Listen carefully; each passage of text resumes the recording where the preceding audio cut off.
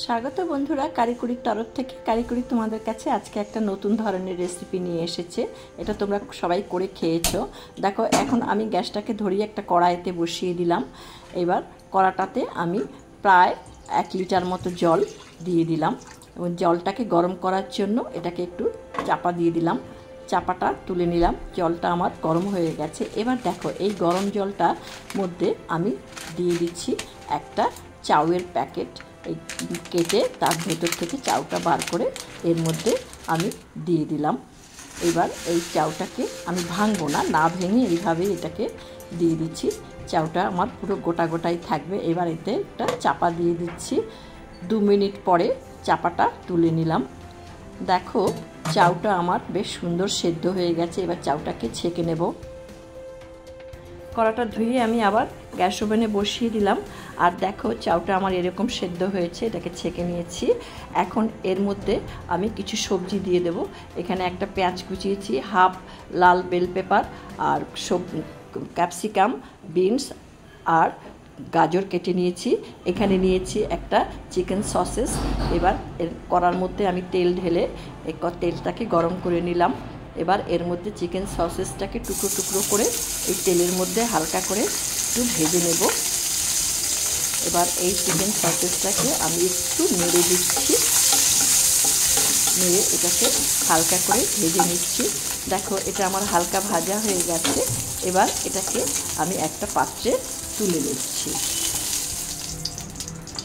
দেখো, সসেসটা আমার এরকম ভাজা হয়েছে। এবার এখানে আমি এই কড়াতেই যে সমস্ত সবজিগুলো নিয়েছি তার মধ্যে গাজর আর বিনসটা একটু শক্ত, সেই জন্য এটাকে একটু আগে হালকা করে ভেজে নিচ্ছি। এটা অল্প একটু লবণ দিয়ে দিলাম। এটাকে নেড়ে চেড়ে একটু চাপা দিয়ে ভেজে নেব। ঢাকনাটা এবার তুলে নিচ্ছি 2 মিনিট পরে।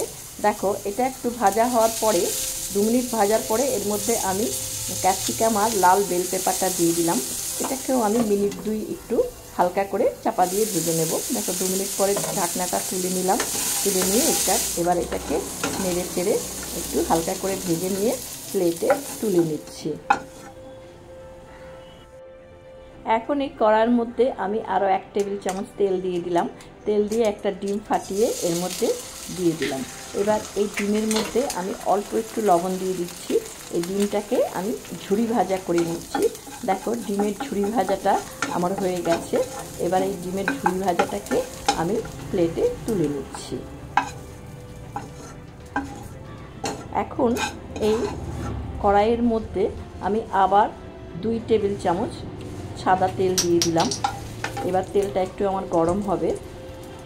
দেখো, তেলটা আমার গরম হয়ে গেছে। এর মধ্যে আমি যে একটা কুচনো পেঁয়াজ ছিল সেই পেঁয়াজটা এর মধ্যে দিয়ে দিলাম। পেঁয়াজটাকে এখন আমি একটু হালকা করে ভেজে নেব। একটু নেড়ে চেড়ে পেঁয়াজটাকে হালকা করে ভেজে নিচ্ছি। এখন এই পেঁয়াজের সঙ্গে আমি একটা কাঁচা লঙ্কাকে কুচিয়ে এর মধ্যে দিয়ে দিচ্ছি। এর সাথে দিয়ে দিচ্ছি একটা পেঁয়াজ গাছ। এই পেঁয়াজ গাছকেও আমি এর সঙ্গে কুচিয়ে দিয়ে দিচ্ছি। এগুলোকে একসঙ্গে আমি ভেজে নিচ্ছি। আজকের আমার এই ভিডিওটা যদি তোমাদের ভালো লেগে থাকে তাহলে আমার এই ভিডিওটাকে লাইক, কমেন্ট, শেয়ার অবশ্যই করবে। বন্ধুবান্ধবদেরকে বলবে বেশি বেশি করে শেয়ার করতে। এবার আমি এর মধ্যে যে ভেজে রাখা উপকরণগুলো ছিল সেটা সমস্ত এর মধ্যে ঢেলে দিলাম। তার সাথে দিয়ে দিচ্ছি সিদ্ধ করে রাখা চাউগুলো। এবার এটাকে আমি ভালো করে মিশিয়ে দিচ্ছি। এর সাথে দিয়ে দিচ্ছি আমি 1 চা চামচ সয়া সস। সয়া সসে যেহেতু লবণ থাকে তাই আমি এতে আর লবণ দেব না। এবার এর সাথে দিয়ে দিচ্ছি আমি 1 চা চামচ টমেটো হট অ্যান্ড সুইট যে সসটা আছে সেটাকে এর মধ্যে দিয়ে দিচ্ছি। এবার এটাকে ভালো করে নেড়ে চেড়ে নিচ্ছি। যে সমস্ত বন্ধুরা আমার এই চ্যানেলটিতে নতুন, আমার এই চ্যানেলটিকে এখনও পর্যন্ত সাবস্ক্রাইব করনি, তারা অবশ্যই আমার এই চ্যানেলটিকে সাবস্ক্রাইব করে বেল আইকনের অল অপশানটিকে প্রেস করবে। তাহলে আমার পরবর্তী সমস্ত নোটিফিকেশনস তোমাদের কাছে পৌঁছে যাবে। আর দেখো, এটা কেমন হলো আমি তোমাদেরকে দেখাচ্ছি। এটা আমার একদম তৈরি, খুব সুন্দর হয়েছে। তো আমার এটা খেতেও খুব ভালো হয়। আমার এই ভিডিওটি দেখার জন্য তোমাদেরকে অসংখ্য ধন্যবাদ।